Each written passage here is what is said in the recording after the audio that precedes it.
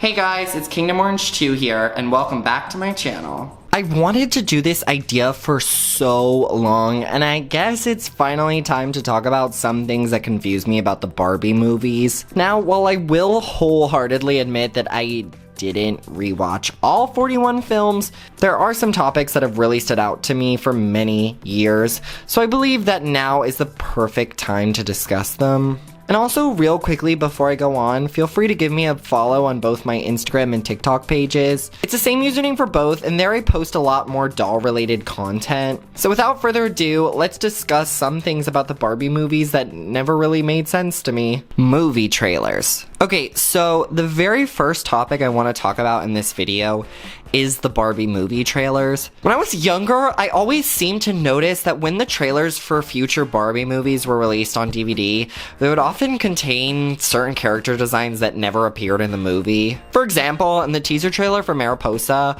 Raina and Rayla have the exact same hairstyle, just mirrored. But in the movie, Raina's ponytail is tied up. Now, I know the studios that make the Barbie movies do it in a much shorter time than most major motion picture animated films, but something still doesn't make sense to me. For example, in the teaser trailer for Barbie Fairytopia Mermaidia, Alina is shown diving underwater after a blue and a pink-haired mermaid. A couple months later, dolls for the movie were released, which included 3 new mermaid characters, Marissa, Nori, and Shella. Around the time, a storybook which supposedly contains stills from the movie also came out, and while the pink mermaid is nowhere to be seen, the book calls the blue mermaid Nori, so I assume that the Nori design from both the books and movie trailer was just a butchered version of her doll, which was something that typically happened to a lot of the dolls' designs when they were animated. However, the final look for Nori in the movie has changed and appears much more similar to how she looks in the doll line. Interestingly enough, someone on Instagram pointed out to me that the original movie design for Nori is actually the same as the doll design for Marissa. However, this honestly opens up even more questions for me. Now, I do believe that the doll designs are created, maybe not finalized, before the movie is actually worked on, but if this model of Nori apparently made it so far along the movie process,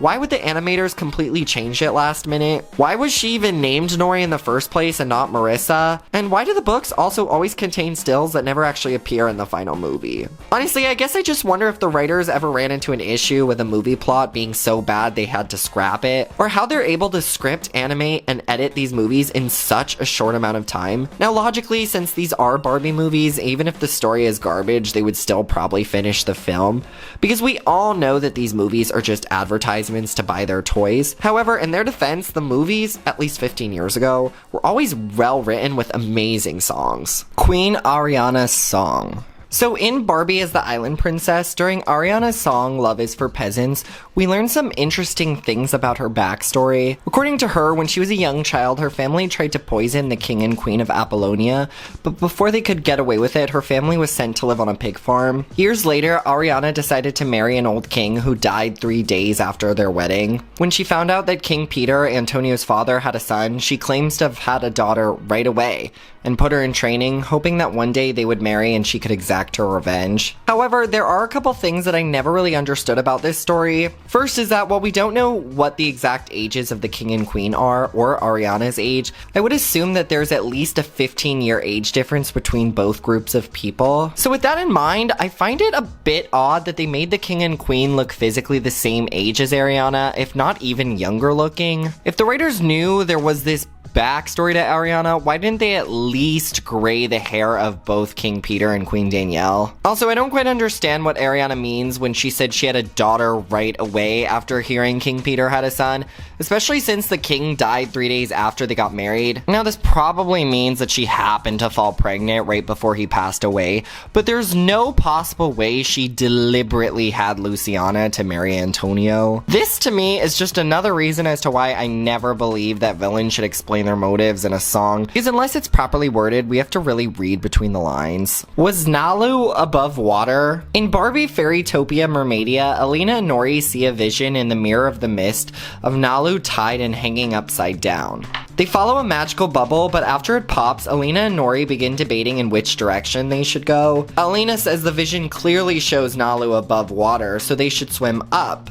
But Nori argues that the vision shows Nalu somewhere it was bright, but since he didn't look dried out, he wasn't above water, and tells Alina that they must go through these burning hot geysers to get to them. Alina agrees to do this, and the girls end up finding Nalu above water. So I guess I'm wondering what exactly happened here? Did the writers just make a very obvious mistake? Did they get lazy and decide to just place Nalu somewhere above the water last minute and hope we wouldn't notice? If you recall in Barbie and a Mermaid Tale, Merlia goes to an underwater cave, which was technically somewhere a mermaid could see but never touch.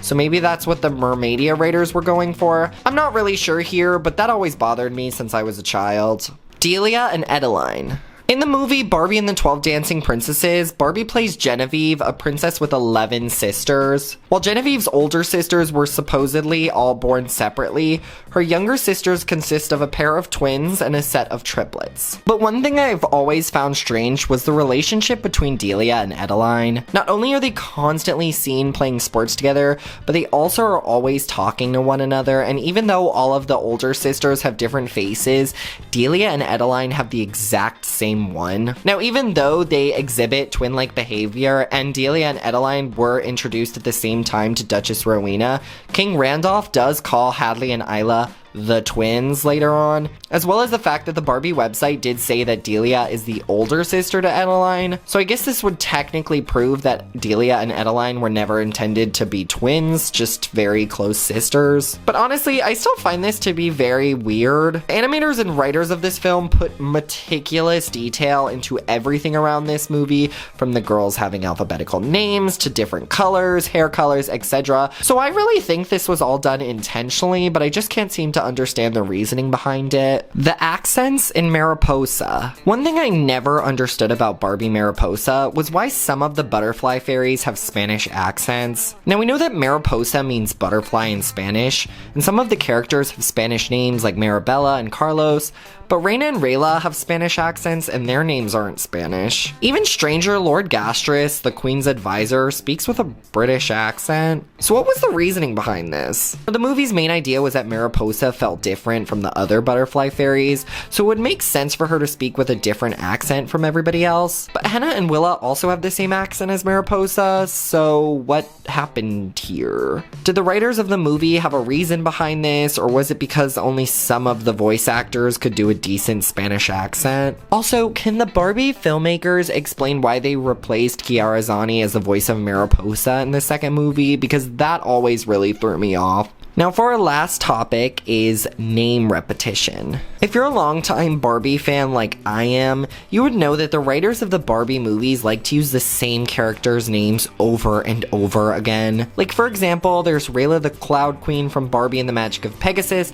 as well as Rayla the Butterfly Fairy from Barbie Mariposa. But I've always wondered why exactly they did this, and even though I didn't find the exact answer to this question, I think I can theorize why we see some of the same characters' names over and over again. Every time Mattel creates a new character for the Barbie movies, they file a trademark so that they will receive exclusive rights to sell a doll or toy with that name. So, for example, they filed a trademark for the name Nori in 2006 so that they could sell a Barbie mermaid doll with that same name. A new trademark may cost anywhere from $250 to $700, and since trademarks do not have time constraints, they could technically use this trademark forever. So because the Barbie movies introduced a lot of new characters, it's cheaper for Mattel to continue using the same trademark rather than filing a new one. But the issue to me with this is a lot of times the trademark name works really well for one character and doesn't fit the other at all. For example, Lumina is a great name for a moon fairy because lumen means light and it fits with the moon theme, but why would you name a pearl magic mermaid Lumina? In their defense though, sometimes it works really well, like Blair being one of Genevieve's sisters in the 12 Dancing Princesses, as well as the name for the titular character in Barbie Princess Charm School. I know I said earlier that I wasn't able to rewatch all of the Barbie movies, but I definitely think that I still covered a lot of confusing topics surrounding the films. However, if there are questions you wish I would have asked or plot holes I might have missed, feel more than free to write them down in the comments below. I may just consider doing a part 2 to this video, but I'm not quite sure yet.